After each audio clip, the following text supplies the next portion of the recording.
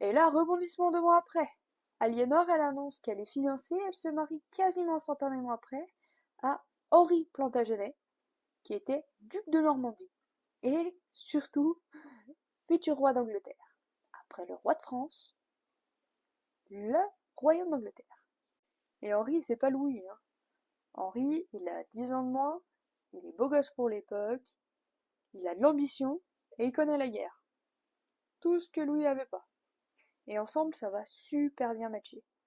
À un tel point qu'ils vont avoir 8 enfants. 3 filles et 5 fils.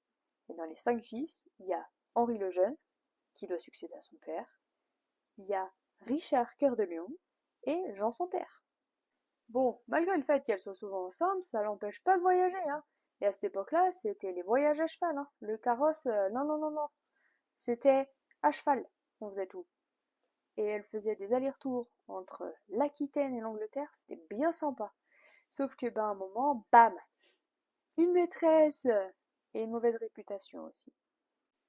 Bon, Aliénor, elle est pas trop décidée à se laisser faire, et donc du coup, pour se venger de son mari, eh ben, elle va retourner 3 de leurs fils contre lui, dont Richard Cœur de Lion, Henri le Jeune, et le troisième c'est Geoffroy.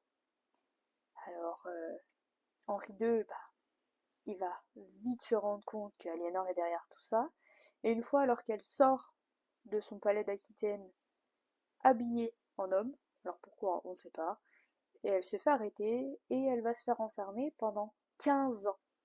À la mort d'Henri II, son enfermement y prend fin. Donc c'est en 1189.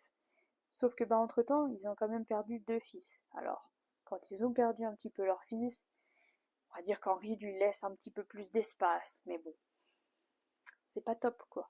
Et celui qui va monter sur le trône, parce que Henri est décédé, eh ben, ça va être Richard. Et Richard, eh ben, c'est le fils chéri de maman. Et Richard, eh ben, il écoute tout ce que maman lui dit.